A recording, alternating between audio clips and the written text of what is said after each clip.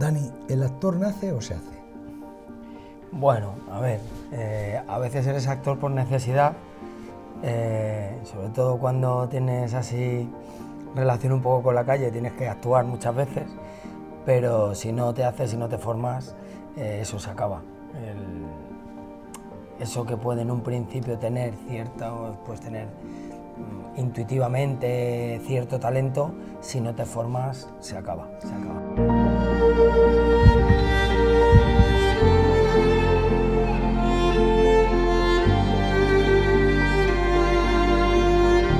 ¿Y a ti quién o qué te hace actor?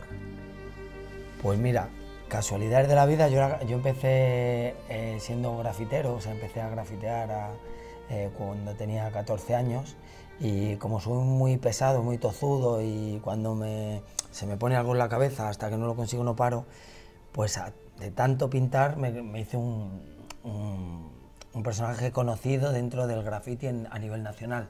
¿Tú eres el que pintaba las paredes de Aluche firmando el tifo? Sí, Tifón, sí, justo. ¿Sospechaba? Sospechaba, bueno, pues ese era yo. Entonces, ¿qué pasa? ¿Ese eras tú? Sí, ese justo era yo. Entonces, ¿qué pasó? Que en una de estas hicieron una película sobre los precursores, sobre los que empezaron con el graffiti en España, que fueron Juan Carlos, Muelle. El Muelle también. El Muelle, La Rata, y yo así a nivel... Ostras, qué cartel, el Muelle, La Rata y el tifo. Exactamente. Ese es el cartel de la beneficencia. Esa es buena, ¿no? Esa promete, no sé si para salir corriendo o para pagar la entrada. Y entonces, ¿qué pasó? Que hicieron una película televisión española sobre nuestra vida, que se llamaba Tribus Urbanas, una película rodada en cine, como una especie de vivir cada día de aquella época, una serie docuficción, y nos llamaron a Juan Carlos, a los dos Juan Carlos, La Rata era Juan Carlos y el Muelle era Juan Carlos y a mí, que querían que hiciésemos de nosotros. Y había tres actores principales, tres personajes principales, y uno de ellos era Tifón, sobre mi vida y tal. Y Juan ¿Eso era un documental? Era una ficción, o sea, un docuficcionado. Tenía estructura de ficción y tenían temáticas, pues tribus urbanas, mujeres maltratadas en aquella época. Y bueno, y me dijeron que si quería participar, que si quería hacer sobre mi vida, representar yo el personaje. Y yo en ese momento era un estudiante complicado, mis padres se estaban separando y era muy inquieto y era difícil controlarme en aquella época, y me dijeron que me daban un justificante de 1 mes y medio para no ir al colegio. Y que me pagaban 180.000 pesetas de aquella época. ¡Buah! Entonces mis padres separándose, los dos económicamente que no estaban muy bien, y les pedí permiso, me dejaron hacerlo, y me acuerdo como si fuera hoy, hace 40 años de esto, o no, 40 no, pero 30 y algo sí que hace. La primera noche que rodé en Plaza de España a las 3 de la mañana, a las 3 de la madrugada, que dijeron, vamos a rodar, motor, rueda, vale, toma tal, secuencia tal, acción. Cuando se paró el momento ahí dije, quiero hacer esto. Empecé a jugar y dije, quiero hacer esto. Y ahí empecé a estudiar, paradójicamente, y luego terminé bachillerato y me puse a estudiar arte dramático. ¿Tenías qué edad? Pues tenía 14 años cuando hice mi primera película. Claro, y luego ya empiezas en las series, ¿no? Empiezo primero, hago primero y segundo en el laboratorio, en Leyton, hago la carrera entera, que eran 3 años en aquella época, y ya en primero me presento a unas pruebas de un corto de Fernando León de Aranoa, que se llamaba Sirenas, y me coge para protagonizarlo. Y a partir de ahí me presento a otro casting de Fernando León, de Fernando Colomo, y luego otro de Éxtasis, de Mariano Barroso, con Javier Bardem y Federico Lupi. Y en las dos películas me cogen, ya no puedo terminar tercero y ya decido que quiero hacer eso. Y de ahí, ese niño de 14 años se hace estrella en la serie Menudo es mi padre, Aquí no hay quien viva. Menudo es mi padre con el Fari. Con el Fari. Oye, ¿cómo era el Fari? Ese era un fenómeno, era un genio. Pues eso, tenía muchísima calle, tenía muchísimas salidas, era un tipo entrañable, y yo rodando con él me lo pasaba increíble. De hecho, nosotros jugábamos mucho a los chinos. Él me enseñó a jugar a los chinos bien. Y luego jugábamos a las canicas entre secuencia y secuencia en un descampado que había al lado, y nos jugábamos algo de dinerillo. ¿El Fari jugándose a las canicas? A las canicas, sí, nos poníamos de rodillas, que llegaban los de vestuario y nos mataban, porque todo lleno de... Jugábamos a las canicas, jugábamos a los chinos, cogí muy buena amistad con él, la verdad. Tú vives en Aluche. Sí, yo he estado 20 y tantos años viviendo en Aluche. Sí. ¿Y cómo era la vida en Aluche en esos tiempos, en ese barrio? Pues fíjate, era un barrio obrero total, era cuando el primer desarrollo urbanístico del MOPU, ¿te acuerdas de aquella época? Era justo después de la transición, ¿no? Acaba de llegar Adolfo Suárez al gobierno y el país y la ciudad estaba desarrollándose. Y solo recuerdo que había muchos descampados y que había mucha relación con la calle y estabas todo el día en la calle. Entonces, yo no creo que ni que fuera ni más fácil ni más difícil, pero era otra forma de vida que no es ahora, que no existe ahora. Era otra manera de hacer amigos, Sí. eran las pandillas de siempre. Totalmente. Te he leído en algún sitio que dices que los amigos es como tu verdadera familia, esa pandilla de amigos. Sí, es la familia elegida. Yo en aquella época, esto luego lo he descubierto más adelante, esa respuesta ya me la ha tenido que dar un poco el psicoanálisis y la psicología y la terapia. Yo me acuerdo que mi familia se rompió, ¿no? Mis padres se separaron y yo creé otra ¿Te traumatiza familia. mucho la separación de tus padres? Sí, sí. ¿Tenías 14 años? Sí, justo. Lo llevo mal. ¿Y por qué? Hombre, porque éramos una familia muy unida. Sobre todo en aquella época. En aquella época nadie se separaba, Sí. no tenías... Ahora te llama la atención cuando ves uno que no están sin separarse y dices, Ayer lo celebran 30 yo creo que años, mi madre y mi padre eran los primeros que se separaban de todo Aluche, que la gente me miraba raro. Imagínate para una mujer, la empoderada, vamos, era imposible, o sea, no podían acceder casi al mercado laboral, no te podías separar. Entonces, eso pues para mí fue muy duro. Tú siendo hijo único. Y yo siendo hijo único, claro, eso también hace mucho. Y bueno, pues eso, yo consigo tener una amistad, un grupo y unas vivencias que nos unen mucho, 5 amigos, ¿no? Esa banda que tú tienes, que tú haces, que tú generas o que tú proyectas de alguna manera tener ahí tu familia, y esa es la familia que yo decido tener, la que yo elijo, no la que viene biológicamente. Dices, yo he vivido cosas con ellos que no podría ni contar. Sí, ¿no? Sí. Por ejemplo. No, muchas cosas, pues estás, yo qué sé, es que son muchas cosas. Estás ahí en una época de tu vida intentando encontrar tu lugar, intentando descubrir, te metes en muchos líos, estás todo el rato entre la legalidad y la ilegalidad, buscando tus límites y vives situaciones pues que ahora mismo serían inconcebibles, ¿no? En la calle, de cosas que haces y de experiencias que tienes que ahora mismo pues serían una barbaridad. ¿A ellos qué tal les ha ido? Bien, muy bien. ¿Sí? Sí. Luismi tiene una empresa de materiales eléctricos, Abraham trabaja en un servicio técnico de una gran empresa, Juanjo en ordenadores, una multinacional, Agustín, que nadie daba 2 duros por él, está en Inglaterra, que sabe hasta inglés. ¿Agustín? Agustín, Guso. Jorge es fotógrafo y está en Suiza. Pues mira, a su manera todo nos ha ido muy bien, la verdad. ¿Y el artista, cuando va por Aluche? Bueno, pues mucha nostalgia, yo estoy un poco anclado en esa época todavía y cierta tristeza y cierta melancolía, porque luego los tiempos han ido cambiando y esa época fue una época que me marcó especialmente. Y entonces recordar todo eso, luego todas mis películas las he hecho también ahí, en el instituto donde estuve, en el descampado, en mi casa, en mi propia casa, que todavía la tenemos. Bueno, muchos recuerdos. Los recuerdos a veces son dolorosos, pero también por alegría y por nostalgia. También la emoción viene de la nostalgia. El papel de tu abuela en tu vida es de un protagonismo absoluto. Sí. Porque ¿te refugias en ella con la separación de tus padres? Sí, sí, porque... El día que se separan tus padres, esa noche, ¿dónde duermes?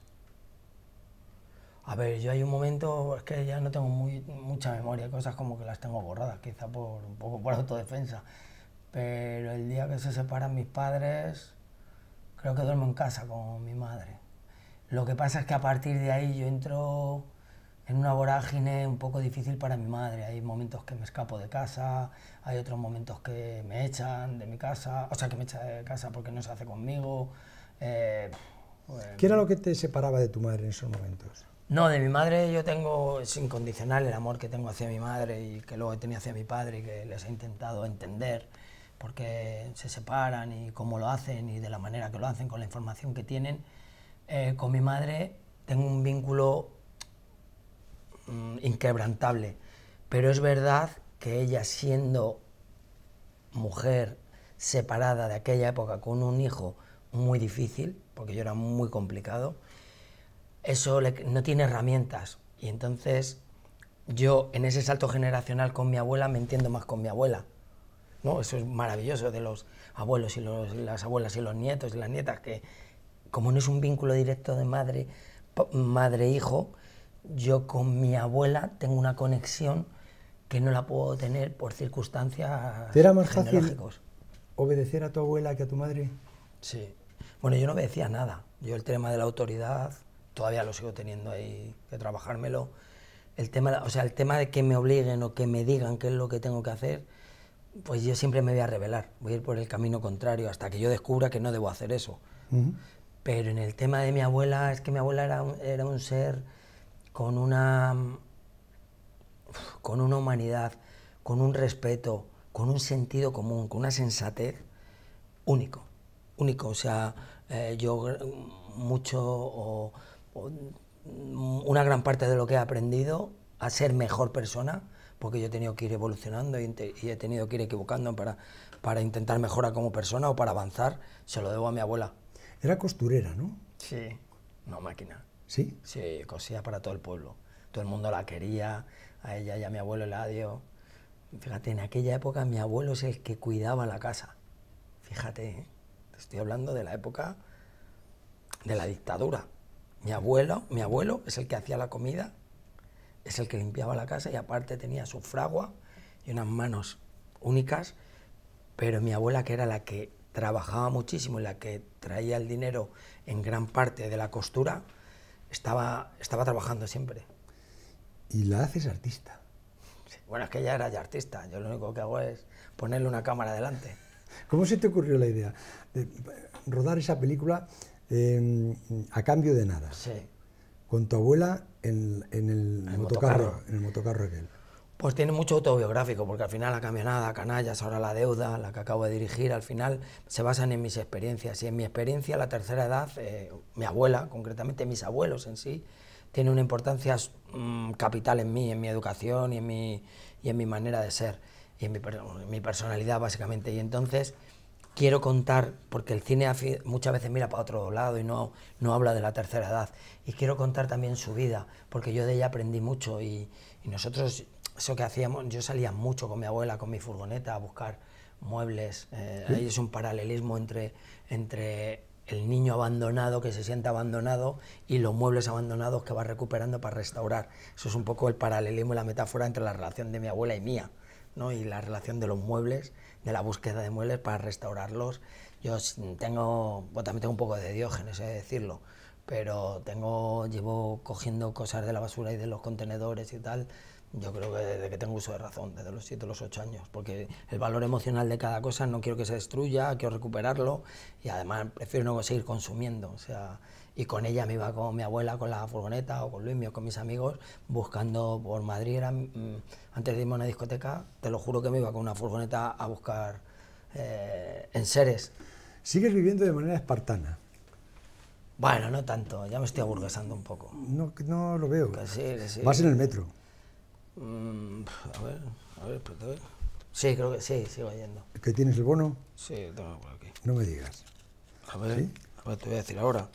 Ah, pues sí, sigo yendo en el metro. ¿Sigues yendo en el metro? Sí. ¿Y la gente te reconoce? Yo antes más que ahora, pero no por una cuestión, porque hay más, yo creo que es más multicultural. No, que muchas veces la gente no quiere molestar. Notas que te están mirando desde el vagón de enfrente o desde el asiento del lado, el que está cogido a la barra. Eso pasa en otros países. En España, si te miran, no pasa nada. No, ya, pero que... No hay problema. Sí. Pero es verdad que las últimas veces que he ido yo qué sé, la semana pasada, no, hace 2 semanas y tal, fue increíble. O sea, me sentía como antiguamente, de cada uno iba a su rollo y yo iba también al mío. Yo podía observar a la gente. ¿Qué trayecto es el que más haces? Pues el otro día hice Las Tablas, Plaza Castilla, Nuevos Ministerios, y me bajé, que iba con 2 amigos a una cosa, me bajé en Príncipe de Vergara, creo que fue. Pero que nadie me miraba y yo podía mirar a la gente, que eso hacía años que no podía hacerlo. Oye, y esa película que filmas con tu abuela, a cambio de nada, Sí. tendrás 1000 recuerdos de ella, ¿no? Sí, básicamente... Porque a la mujer también le harías pasar ratos... No, ella decía que no, ella ¿No? decía ¿Se lo que lo pasó había hecho bien? todo a la primera. No, claro, se lo decía a todo el mundo. No, ella disfrutó. Ella ahora lo acaba ¿No de tuviste que repetir muchas veces nada? No, ella decía que no. Sí, Ella decía, no, dice, yo lo he hecho todo a la primera. Pasa que este muy pesado, muy perfeccionista, siempre me lo dicen, que repiten por mí. Entonces, no, ella disfrutó mucho. Ella le dio la última etapa de su vida algo único. Igual que se lo ha dado ahora, por ejemplo, se lo ha dado la película Charo, una persona mayor de 92 años que acaba de hacer una película también conmigo. En el fondo era la historia de Camionadas. Es una historia totalmente autobiográfica, la separación de unos padres, que era lo mío, y de un chaval que empieza a buscarse la vida y que empieza a coquetear con la delincuencia y a hacer cosas, y en ese viaje iniciático hacia adelante para descubrir y volver al principio, para descubrir unos valores. Al final, todos los diálogos con ella yo ya los había vivido. Cuando dicen, joder, qué veracidad tiene o qué credibilidad, porque es que ya están vividos, ¿sabes? ¿Se lo tuvo que aprender o la dejabas que...? No, se lo tuvo que aprender. Se lo tuvo que aprender, sí. Está medido. Sí. Algunas veces le dejaba improvisar un poquito, pero mejor a lo seguro, ¿sabes? ¿Y la anécdota que no se te olvida de ella, en esa película? Hay una buenísima. Hay una con Luis Zahera, que ella va con el motocarro y va con Darío, con el personaje que hace Miguel Herrán, y le para la policía. Y entonces llega el policía y le dice, el diálogo era, señora, ¿no cree que va usted un poco rápido? Y dice, pues no sabía que esto corría tanto. Dice, ¿puede dar su carnet de conducir? Dice, sí, claro que sí. Y había un momento que él se lo va, por la emisora va tal, y igual le dice, ¿tiene usted el carnet de conducir caducado? Dice, oye, se me habrá pasado. Dice, sí, se me han pasado 4 años. Y dice, oye, hay que ver cómo pasa el tiempo. Y hay un momento que le dejo improvisar y mi abuela entra en la situación imaginaria y se empieza a pensar que es policía de verdad. Y no sabes, el equipo llorando. Sí. Hay un momento que mi abuela se lo cree, Sí. y cree que Zahera es un policía de verdad. Y Zahera no podía más. O sea, Zahera se daba la vuelta, porque tenía muchas tablas, para que no le viéramos cómo se estaba riendo, pero estaba llorando. De esas tengo 1000, o una experiencia está a las 4 de la mañana, estaba en un coche sentada porque todavía no había podido rodar, y pasó un eléctrico y le dijo, Antonia, duérmase un poquito, que estará muy cansada. Y dijo, ya, yo que voy a estar cansada, ¿os he hecho una mano? O sea, a los eléctricos, ¿sabes? Entonces, había cosas muy bonitas con ella, impresionante. Tu adolescencia la confiesas como revoltosillo, ¿no? Sí, inquieto, sí. ¿Te consideras un superviviente de aquella adolescencia? ¿Has visto que otros terminaron yendo al desfiladero? ¿Qué te salvó? ¿Tu abuela? Pues mira, en cierta manera me ha salvado mi familia, mis amigos, una serie de valores y tal, y la suerte. Yo me considero alguien con suerte. Es verdad que 2 de mis mejores amigos se fueron en esa época por circunstancias concretas, y podía haber sido yo perfectamente. Obviamente estamos haciendo siempre lo mismo y o caía uno o caía otro. O sea, era una ruleta, o sea, podía pasar. Y yo me considero más que un superviviente, alguien que ha tenido mucha suerte y que he intentado aprender de sus errores en cierta manera. Y lo seguiré cometiendo, pero hay de algunos que ya he aprendido. ¿Pero qué te salva del alcohol, de la droga, de la delincuencia? ¿Qué te salva Pues mira, me salva de morir de un navajazo? De eso, bueno, eso es la suerte. También cuando me han pasado circunstancias así de este tipo, un poco complicadas, ha sido la suerte, porque una circunstancia concreta que lo evita, o un amigo, o algo que pasa, lo evita, pero sobre todo me ha salvado el deporte, el fútbol, básicamente. Empiezo a jugar con 9 años, creo, en el Atlético Aviación, y a partir de ahí ya no dejó de jugar. La disciplina, los valores, los lazos, las jerarquías, todo lo que tiene el deporte, que es un deporte maravilloso. Luego lo de alrededor del fútbol ya, eso no me interesa, pero el deporte en sí. Y me salva el cine, básicamente. Yo tengo mucha inquietud artística y empiezo con el graffiti. Pero el graffiti es una vía de escape. Y en vez de irme a las discotecas o tal, en una época lo que hago es ir a pintar, solo, con mi música y a veces con algún amigo, pero generalmente solo. Pero me salva el cine, realmente. El cine y el fútbol, me has dicho, Sí. porque tú eras muy seguidor del Atlético de Madrid. Sí. En tu barrio, en Aluche, vivía Juanma López, ¿no? Sí, joder, Marcial, su tío me cortaba a mí el pelo. Anda, el tío de Juanma era el peluquero de Aluche. Sí, hombre, ya ves. ¿Sí? Sí, totalmente. Y me contaste una noche una historia en la radio, Sí. que cuando el Atlético queda campeón de Liga y Copa en la temporada del 95-96, la temporada antigua, Sí. tú estabas jugando al fútbol y vienes a ver el último partido de Liga que gana el Atlético al Con el Albacete Albacete, 2-0. ¿no? 2-0, sí, eso con gol es. de Kiko y... ¿no? Yo no sé si fue Pantic, el O otro. Pantic, ¿no? Sí. Sí. Gana 2-0, se hace la fiesta de la vuelta al campo y tú, que estás vestido del Atleti, te saltas al campo. Sí, yo... Era muy difícil porque estaban las mamparas pantallas, esas las mamparas de cristal de 3 metros. Claro. Yo no sé ni lo que hice. Yo tengo un problema, primero, por un lado, no sé si te lo decía antes, que yo primero hablo y luego pienso. Pues esto es igual, primero hago y luego pienso. Soy muy impulsivo. No veo los límites y como que soy un poco temerario en algunas cosas. Y de repente yo venía de jugar el trofeo Marca, de aquella época, que habíamos jugado la final, Sí. habíamos ganado. ¿Había ganado encima? Habíamos ganado y yo venía... Vestido del Atleti de arriba abajo. Claro, de fútbol ¿Con y tal. qué número llevabas? El 7. ¿El 7? Sí, y yo venía de tal, y me acuerdo que me colé en el campo, ¿sabes? Sí, sí. Hostia, ahora que estamos aquí, tengo que hablar con Miguel Ángel y con Emilio y con Cerezo, que les debo una entrada, porque en aquella época me colé en el campo, literal del campo.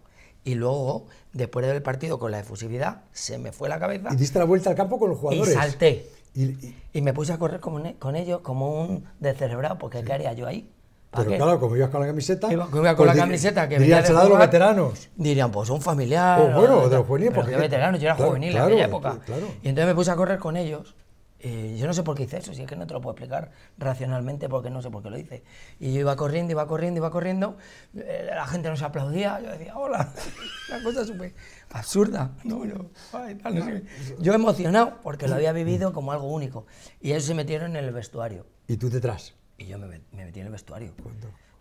Creo que me metí detrás del doctor, de Villalón. Del doctor Villalón. Sí, me metí detrás y ya me metí con ellos. Estaban todos en el jacuzzi, en esas fotos que había Sí, y tal, sí. no sé qué, y yo me sentí. Tú te metiste vestido Yo al vestido jacuzzi del también, Atleti. pero vestido al Atleti...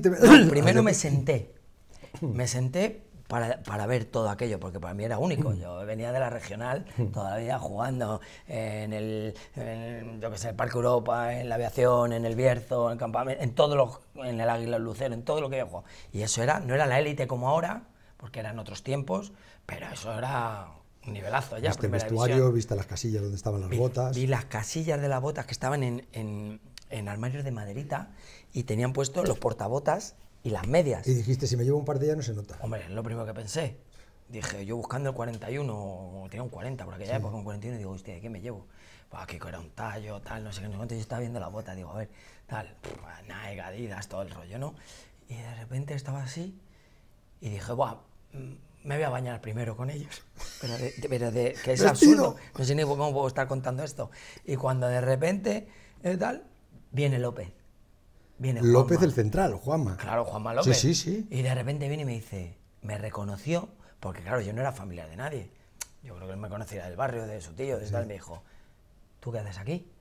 Y digo, pues disfrutar, pues celebrarlo como vosotros. Sí. Dice, vamos, vete de aquí ahora mismo. Y yo, venga, coño, Juanma, tío, que soy del barrio, tío, ¿cómo has hecho? Y me echó. ¿Y te echó? Sí, claro. Cabrito, pero Me bueno, tuve que ir. será posible. Tuve que ir. Yo no tenía en aquella época, no tenía amistad con nadie del club ni nada y me tuve que ir, claro. ¿Sigues jugando al fútbol? Sí, sigo todavía. ¿Todavía? Sí. ¿Qué te vas a hacer daño? No, ya más no me puedo hacer. Lo noto cuando me voy a bajar del coche después de los entrenamientos o del domingo, porque tiene que venir una grúa para levantarme. ¿Eres protestón? Tengo un poco. Con los árbitros. Pero estoy mejorando, ¿eh? Sí, es que te estoy imaginando ya a ti Sí, con los árbitros. Sí.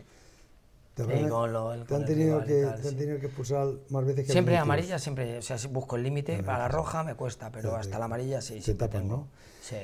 Y de grafitero a actor, ¿cómo se va produciendo la metamorfosis? A partir del episodio de Crónicas Urbanas, el primero me contratan para protagonizarlo como actor haciendo de mi vida, y luego me llaman para otro capítulo que era sobre violencia de género, sobre mujeres maltratadas.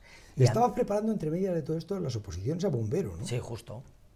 Yo no sabía qué hacer, tenía 16, 17 años y tenía inquietud de hacer muchas cosas, pero...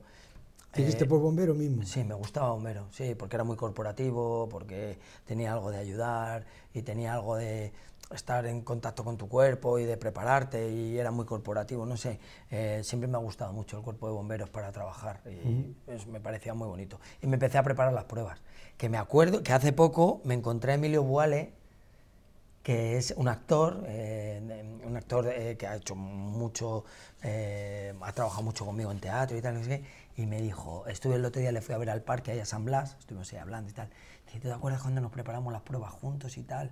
¿Para bombero? Para bombero. Y digo, sí, claro que me acuerdo, digo, joder, a mí me hubiera hecho mucha ilusión ser bombero, de hecho todavía seguía pensándolo hasta hace poco. Digo, bueno, como es hasta los 52, 53, me lo puedo preparar todavía. Yo creo que ya no.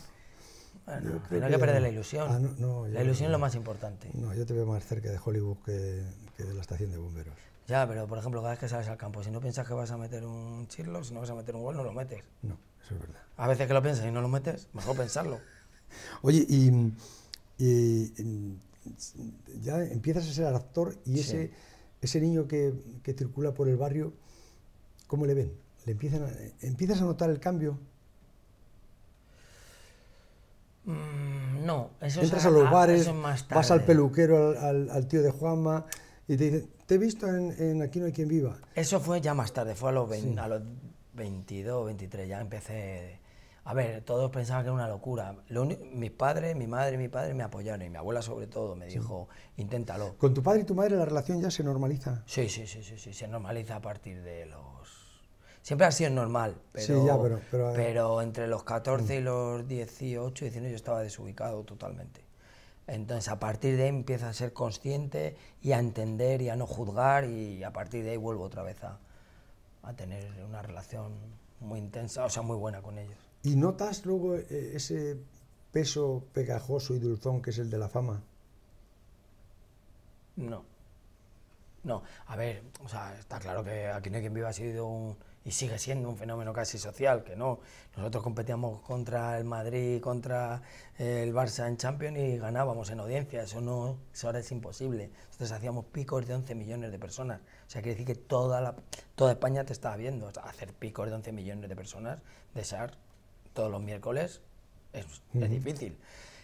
Y eso sí te cambia un poco, al final ya es para siempre, o sea, al final ya te conviertes en alguien que nunca vas a dejar de ser conocido, porque te va a acompañar toda la vida.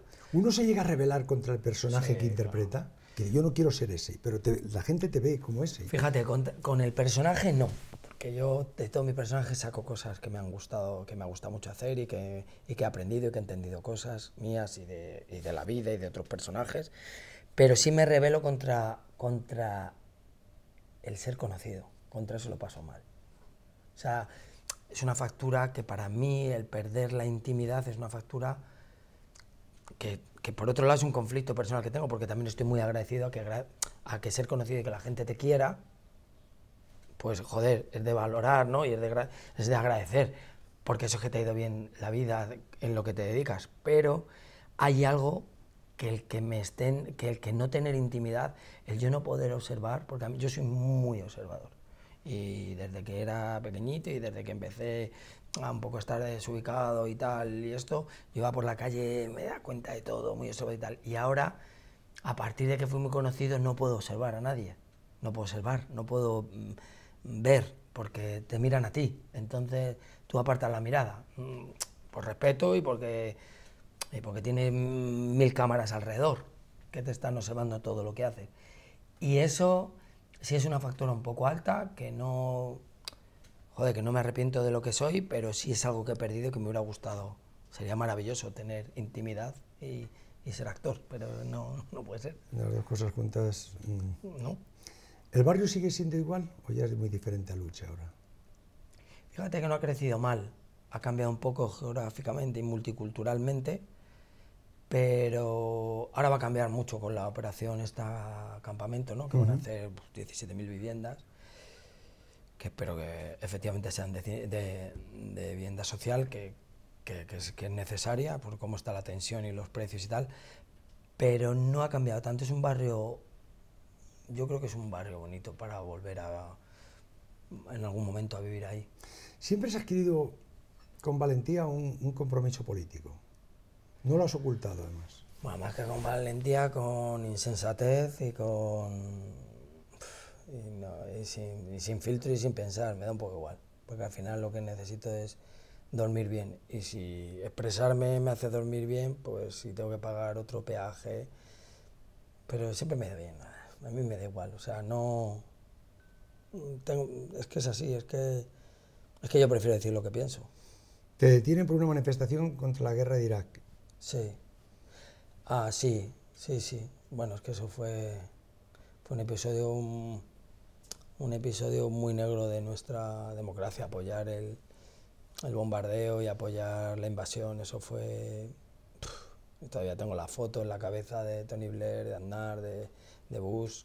Eso fue un error absoluto, porque se sabía que no había armas de destrucción masiva y que nos la estaban colando para destruir y volver a reconstruir, y por el petróleo y para muchas cosas. O sea, fue un ser humano muy ignorante para eso, muy codicioso. ¿Quién te influye a ti en ser un hombre de izquierdas? Pues no tengo ni idea, la verdad. No lo mamas en casa. Mi padre no. Mi padre era totalmente contrario, era de otra ideología. Mi madre sí, mi madre más. Quizá el sentido común de mi abuela, fíjate. A mí me decían, no sé por qué te cuento esto, bueno, porque primero lo cuento y luego lo pienso, no te lo tendría que haber contado, pero bueno. Que no, que te va a quedar bien, ya lo verás. Da igual, que sí, queda pero bien, que a mí me da igual lo que quede bien, si ya tengo más años ya que el hilo negro, o sea que ya estoy, eso ya lo he pasado, la frontera de quedar bien. Me decía mi madre que a mí me hipnotizaba Fraga, macho. ¿Que te hipnotizaba Fraga? Sí, que yo llegaba a Fraga y se ponía a dar un discurso cuando estaba tal, fíjate, estoy a las antípodas. No me digas que Fraga te hizo de izquierdas. Yo creo que sí. Vámonos. Te lo juro, tío. O sea, pero no. Pero si Fraga era... Por eso, pero es que me decían que yo más derecha que Chendo. Por supuesto. Y bueno, hemos relacionado con el franquismo, o sea, no es que fuera de derechas, es que era de derechas, casi de un poquito más allá de la derecha. He dicho Chendo porque era muy derecho, ¿eh? Sí. No, Chendo a lo mejor es de izquierda, no lo sé. Buena pregunta, no lo sé, tendríamos que preguntárselo. No sé, habría que verlo. A lo mejor Carvajal era más de izquierdas. Carvajal, sí, yo creo que me hice... Fíjate, yo creo que me hice de izquierda por Carvajal. Sí. ¿Por qué? Porque él es de izquierda, ¿no? Él juega por la izquierda. Por eso te digo, por el lateral izquierdo. Sí. Y ahí yo empecé de interior izquierda. Ah, amigo. Y luego ya me hice media punta y luego ya punta, ¿vale? Ha sido por eso. Ha sido por eso. Vale. A mí me decían mis padres... Que Fraga te hipnotizaba. Que yo, cuando salía Fraga al Congreso, o cuando daba una rueda de prensa, o cuando le ponían la alcachofa para declaraciones, según hablaba yo me quedaba sentado y miraba la televisión todo el rato y decía a todo el mundo, shh, callaos, déjame escuchar esto. No sé por qué, tío. Y salía Fraga allí diciendo que la calle es suya y todo ahí. Y yo ahí. Y entonces... Y yo a lo mejor a partir de ahí dije, este no es el camino. Que a lo mejor fue eso. Y esa película nueva tuya, La Deuda, sí, es una especie de acusación a toda nuestra generación que tenemos madres o padres en las residencias. Bueno, por lo menos es un punto de vista, por lo menos es fijar la mirada en esa parte de una generación que el cine nunca suele mirar, que es la tercera edad. No se hacen películas con con gente de 90 años, ¿no? Yo al final, pues sí, en A Cambio de Nada estaba mi abuela de 92, ahora está Charo de 91, en Canallas estuvo otra persona de 85 y otra persona de 85 también. Es poner foco también a esa parte de nuestra sociedad a la que le debemos mucho, de la que todavía podemos aprender muchísimo, y no es una mirada buenista, es simplemente que para mí es devolver todo lo que me ha dado esa generación, desde el personaje de mi abuela, sobre todo, hasta ahora.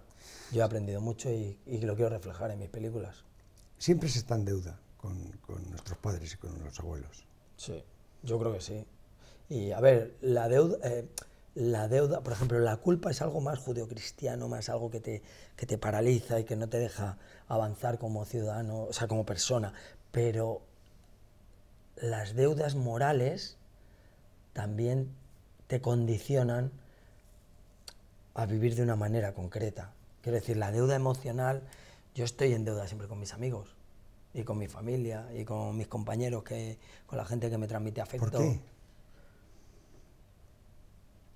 Pues porque ellos me han ayudado y ya para mí van a tener a alguien incondicional a su lado toda la vida. Pues no estás en deuda, entonces. En cierta manera emocional, bueno, a lo mejor no estoy en deuda porque yo lo retribuyo de otra manera. Claro. Pues a lo mejor también eso es un tema... A lo mejor eres un poco duro contigo mismo, ¿no? No, luego soy muy práctico también, o sea, sí soy muy exigente y a veces soy muy duro, y cuando no consigo lo que creo o cuando hago algo que no está dentro de mi perspectiva como persona, sí es verdad que soy duro, pero cada vez intento jugarme menos y sobre todo no juzgar a las personas. Eso ya... ¿No tienes hijos? ¿Te gustaría tenerlos? Bueno, tengo una persona que es como si fuera mi hijo, que es el hijo de mi pareja, que llevo 11 años con él. ¿Cuántos mi hijo años biológico tiene 13 años, justo cumplido 14 ahora. Y entonces prácticamente es tu hijo. Sí, en cierta manera vivimos juntos, toda la infancia y ya la adolescencia, esta etapa la estamos viviendo juntos. Él tiene, ¿Te llama padre? A su padre y a su madre. Al principio cuando era pequeño me lo hacía, pero para reírse. Sí. Sí. Qué cabrito, ¿no? Sí. Pero digamos que tengo un código paterno-filial también interesante, pero al final somos colegas, que también eso es complicado. Complicadete, sí. Complicado. ¿Y cómo te ves tú de viejo? Pues, quién sabe que voy a llegar a viejo, ¿sí? Lo mismo ni llegamos, yo qué sé. ¿Cómo me veo? Pues mira, ayer o antes de ayer iba con la moto y en un paso de cebra estaba cruzando un señor mayor con una chica joven que era su cuidadora, y digo, lo mismo esa persona ha vivido muchas cosas, digo, ¿cómo llevará ahora que le tengan que ayudar? Lo mismo ha sido una persona súper independiente, que se ha metido en 1000 problemas, que ha salido de todos y que ahora el físico y la mente no van en el mismo proceso. Y dije, cuando yo sea así, y luego dije, pero sí, a lo mejor no llego. ¿Y con quién te gustaría envejecer? Ostras, buena pregunta. Bueno, con mi pareja, entre comillas, mi hijo, que no es mi hijo obviamente, con mis amigos sobre todo también, lamentablemente con mi madre no va a poder ser, y con muchos animales, la verdad. Me gustaría envejecer dando mucho cariño y dando cierta protección a los animales. ¿No te verías nunca en una residencia? No. Bueno, sí, las circunstancias no se puede evitar, pero creo que no. Pero también es verdad que soy hijo único, ¿eh? O sea, quiero decir, no tengo descendencia. Si llega un momento en que no puedo valerme por mí mismo, lo mismo tengo que tomar una decisión para no ir a la residencia, nunca se sabe. ¿Serías capaz? Sí, obviamente. Es lo único que me hace libre. Sobre mi vida decido yo. No decide ni un ser supremo, ni la sociedad, ni nadie. Decido yo. Entonces sí, tengo que tomar esa decisión para no sufrir o para quitarme de en medio, porque la etapa ya ha concluido. ¿Por qué no? ¿La vida no merece la pena vivirla a pesar de la vejez? si estás en condiciones físicas y mentales satisfactorias, claro. La vida, yo me como la vida, sí, a mí la vida me encanta. Igual que me encanta mi trabajo y pierdo muchas cosas de mi vida, pero a mí vivir, soy sociable, tengo una energía, a mí la vida me gusta jugarme la misma partida y otra, me encanta, pero si no estoy en condiciones para sufrir, ¿para qué? ¿No? Dani, esta conversación que yo tenía prevista contigo Sí. Era por amistad, cariño, simpatía y admiración. Así es. Pero también por el recuerdo y homenaje a la persona que nos juntó a ti y a mí. Totalmente. En memoria y en recuerdo. Sí, así es. Del gran Luis. Del gran Luis. Luis nos unió. Ya sabes que te tengo mucho afecto, te tengo cariño y te respeto además mucho, pero el vínculo que a ti y a mí nos unió fue Luis, que fue una persona de una humanidad y una generosidad, no de tus mejores amigos, sino el mejor amigo que tuviste, que a mí me demostró una incondicionalidad que ahora, con sus hijos, antes te lo decía, con Luis, con Javi, con Ernesto, tienen un legado, les ha dado un legado maravilloso de educación, y que Luis intenta siempre juntarnos como hacía su padre, ¿no? A Emilio, a Gutiérrez, a mí, a todos los que éramos, a ti y a mí nos intenta, ¿verdad? A mí me amigó con Emilio Cruz. Claro. Claro. Claro. Con un recuerdo muy cariñoso también a Maripaz, su mujer. Y a Maripaz. Sí, totalmente. Cómo me ha alegrado estar contigo. Para mí también, me alegro muchísimo.